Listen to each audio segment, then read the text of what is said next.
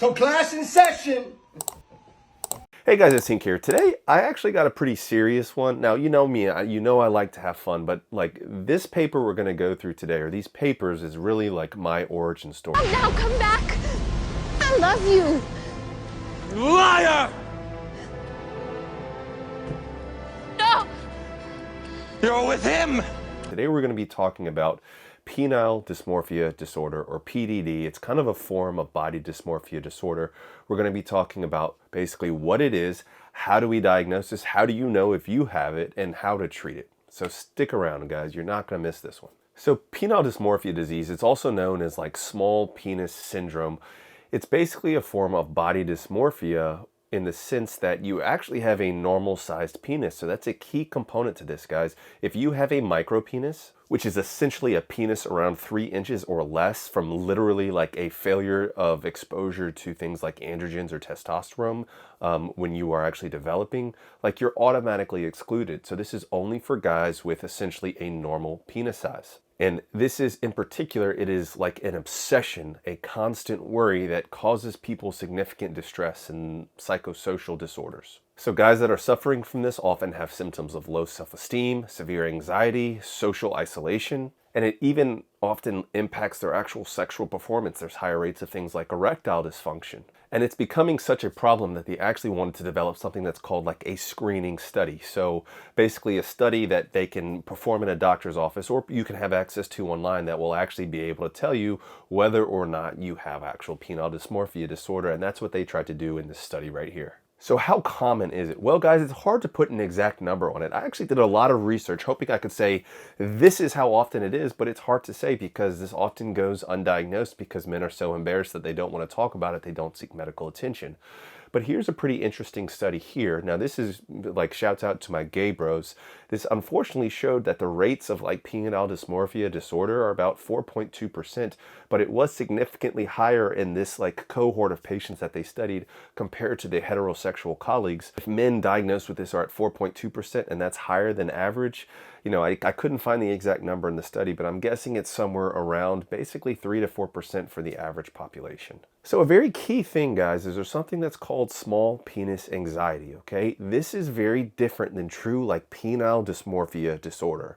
Small penis anxiety is just basically when you're dissatisfied about your penis, you might think about your penis, it might cause you some significant anxiety, but it doesn't cause you distress. So essentially, you are still able to function normally, you just have some anxiety about it, okay?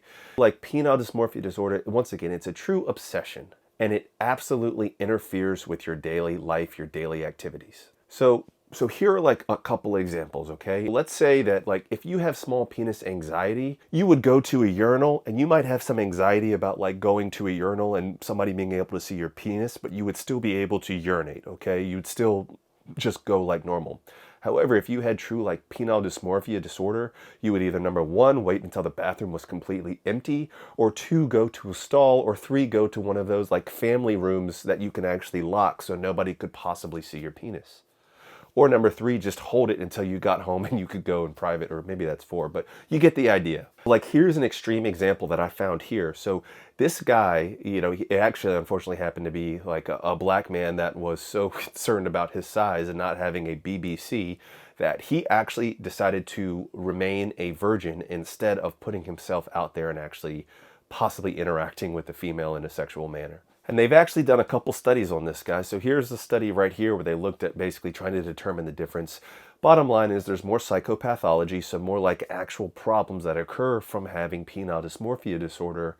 And the big thing, the big takeaway, guys, is like actual avoidance behavior, meaning like you will actually just avoid situations where somebody could potentially see your penis, whether that be in a sexual context or whether it just be in a public context, okay? Another big warning sign is that you perseverate, or like you can't just stop thinking about measuring, and so like you're just measuring your junk all the time and trying to get like bigger measurements and whatnot. Now guys, this is largely basically a mental disease, okay? But there's something that we call psychosomatic, meaning you actually have like a mental disorder, but it manifests with actual physical symptoms, guys. So there you go, psychosomatic. That's a new word that you can use on Double Jeopardy.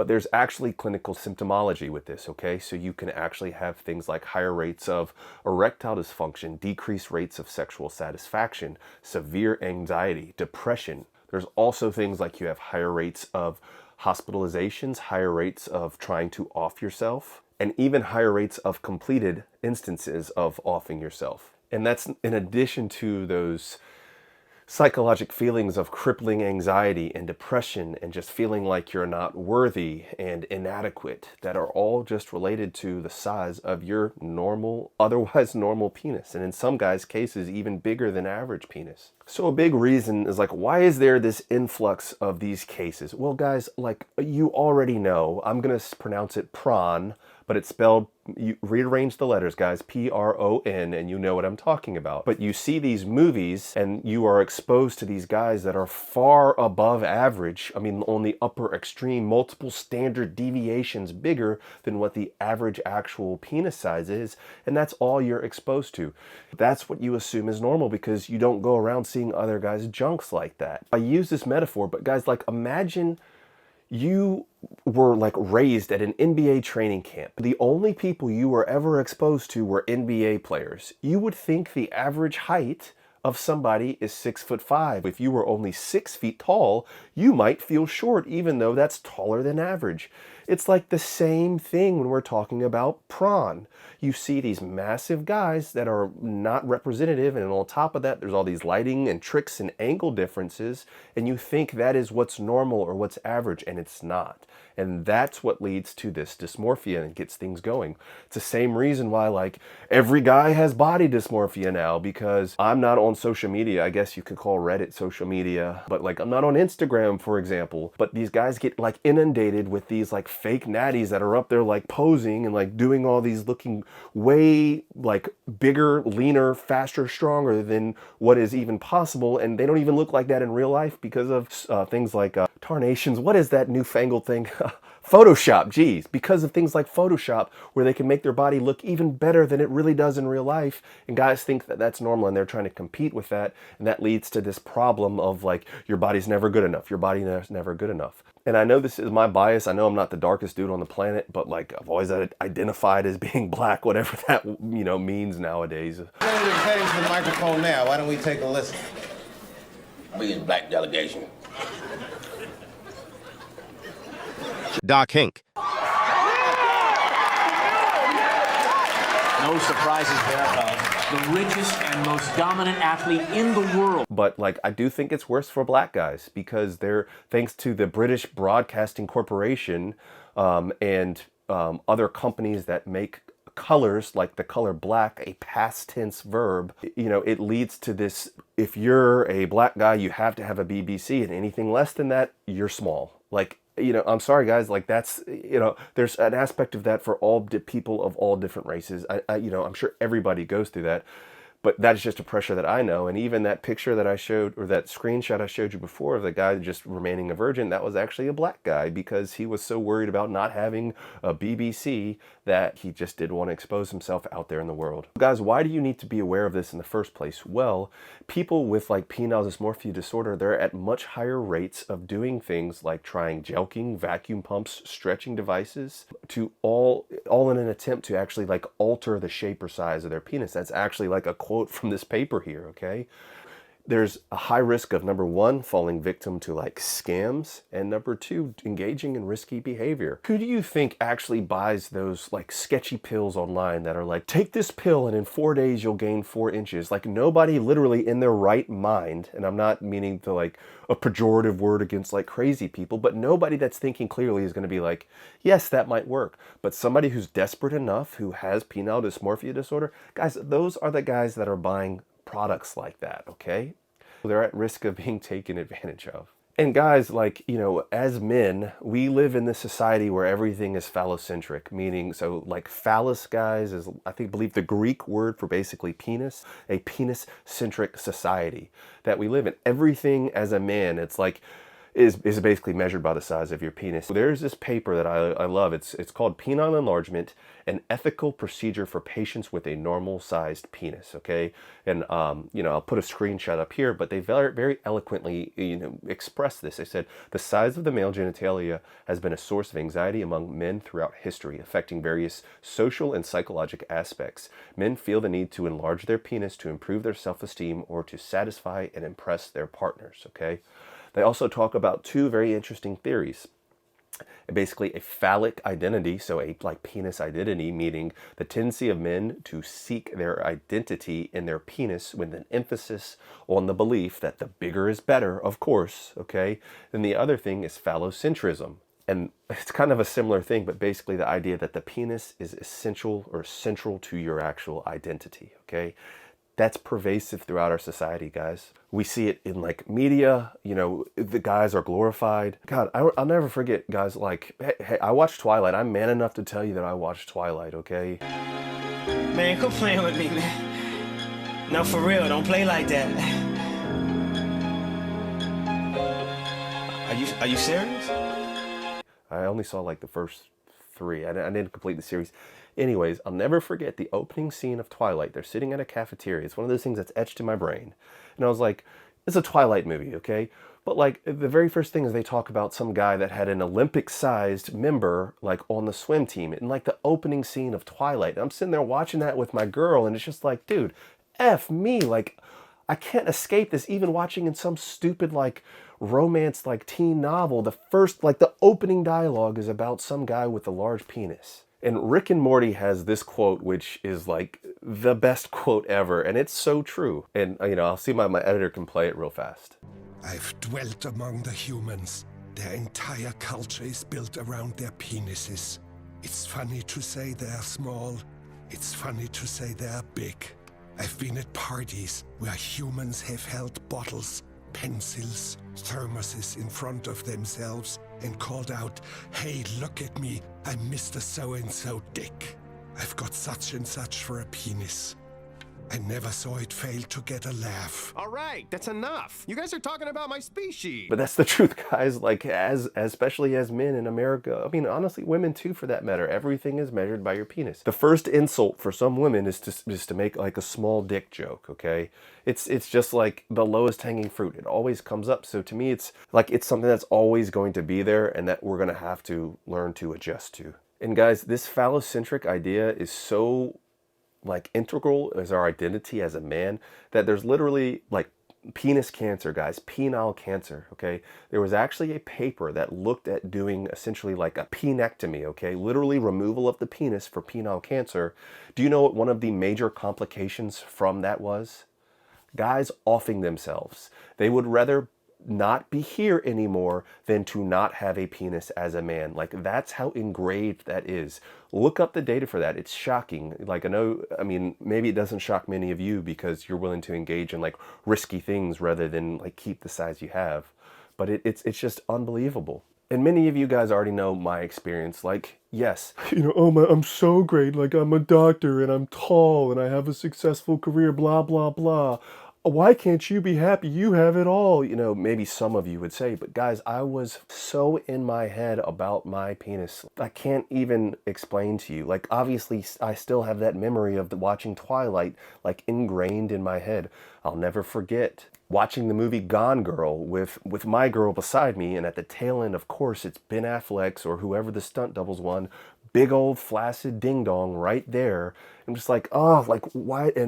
And like the thing with me is like, it wouldn't be like, oh, that sucks she saw that. It was like, that sucks she saw that. And I would like get in like depressed and be anxious. And like my girl's like, oh, what's the matter? You didn't like the movie? And it's like, you know, I'm not gonna be like, oh, well, actually, I'm just really insecure because you just saw a penis that was bigger than mine. I mean, you know, whatever, call me weak, call me insecure. I'm sure that there's some guy gonna be in the comments that's gonna be like, as men, we cannot be insecure because this is what being a man is and I know it. But, you know, guys, this was my life. You know, I'm just telling you, what it was for me. And that's part of the reason why I'm doing this, and that's part of the reason why I wanted to do something about it, because you can do something about it, and that is what has made the biggest difference for me, guys. So what can you do about it, guys? What are the treatments? Well, number one, psychologic counseling, guys. There's all sorts of online platforms like BetterMed or, you know, whatever. Just type in like BetterMed and all of these like online spam things will get for you to have like an online counsel for you to actually talk about it, guys. I really think that this could help a lot of you guys out there suffering with it, okay? For me, personally, I don't think it would have helped, because I would talk to my counselor and she would be like, oh yeah, God, you know, size doesn't matter, you're perfectly, well, you know, I don't know what they would or would not say. And then I would turn on Netflix and there would be some guy with a 10-inch prosthetic penis right there, and it would just cause me to spiral once again. So I truly don't think that psychological counseling would have made a difference for me, but a lot of you guys that just have things like actual just small penis anxiety, like, you know, get off my channel and go talk to somebody and get over this. I mean, if you want to better yourself, obviously I'd love for you to stay on my channel, but you get the point. One of the biggest things that has helped me more than most is actually just understanding reality and understanding true statistics. Many of you guys know, like, you know, whatever, I'm 6'5", look at me. I started with about a 7-inch penis. That's well above normal. That's like a full standard deviation, or at least bigger than like your average penis size. But yet, with me being tall, girls would tell me like they were expecting more, and it kind of messed with me. But like, honestly, just learning that the average penis size is about 5.5 inches by 4.5 inches, just knowing that, like, that is a true medical fact. And I'm sure you guys might get like pedantic in the comments and want to argue about it. There is a range, of course, in Eastern versus Western averages, but knowing that I truly was bigger than most guys, like, you know, that helped me, because I know that I'm bigger than most guys. But if you're average, even just knowing that you're not small, you're average, you're perfect. There's a reason why it's an average, guys. Like, no, it's not like a mean, and I'm mean, median, and mode Hink. I get it, guys, but like, there's a most common, or like at least an average range for a reason. There's a standard deviation, that bell curve, for a reason, and most people are going to fall within it, okay? The one thing I don't like about our subreddit getting bigger is because like there's not enough actual like average sized or even below average sized guys that actually post their results or their before and afters. It's the guys that are already bigger, like me, that went and got bigger, you know, like me or like BD, that are like well above average, that are ones posting these pictures. Guys get on our subreddit getting bigger, and they think that every guy on getting bigger is 7 inches plus. And that's just not reality, guys. So learn the true size statistics. Go on sites like CalcSD and actually learn like the real truth. And guys, I have a full video out. It's basically like why you think you're smaller than you actually are, because there's things like foreshortening, where if you look from this angle, it's going to look significantly shorter. That happens to be the angle your penis sits, than if you like put it out to the side, for example. There's like even mental games that your vision plays with you to make you think that you're smaller than you actually are. So please check out that video. And guys, of course, like, you're here, you know me. One of the biggest things is like penis enlargement exists, guys. There's plenty of peer-reviewed evidence. There's even a paper, I don't know if Dr. Brandeis is watching this right now, but like a peer-reviewed published paper showing that increase in length and girth. It's really the only one like it on the market. I kind of was really hard on it on the video, but I was trying to be critical so you guys could critically assess papers. But like, we have evidence, guys, that this stuff works. You can get bigger. If you want to reach me for coaching, you know, you can go through my Patreon. I also have a course coming soon. If it's not out right now, check the link in the description. But you can get bigger, guys. For me, that was the only thing that worked. Like, the only thing that I feel like would have helped for me was actually getting bigger. Now that I'm bigger, I'm over like 99% of my dysmorphia, guys. It's very, very rare that things trigger me. And the only thing that like triggers me is if somebody brings up like truly an actual like prawn star. That is the only thing that would actually trigger me. What else could you do? Well, surgery, guys. I have a whole video about like enlargement surgeries in detail. I break it down literally piece by piece. So please check that out if you haven't seen it already, or if you're interested in surgery, so you can learn like what happens in the surgery, what are the pros and the cons. But it's one thing I would never recommend, okay? It's just risky, and I think you should try non-invasive things first, like penis enlargement. And guys, what else could you do? You could just maximize the size you have, guys. And so obviously something like, if you want to go right to medications, something like Viagra, Cialis, PDE5 inhibitors, they're going to maximize your erection, which is in turn going to maximize your length and your girth. I had fun, guys. I hope you learned something. Catch you in the next one. Peace and love.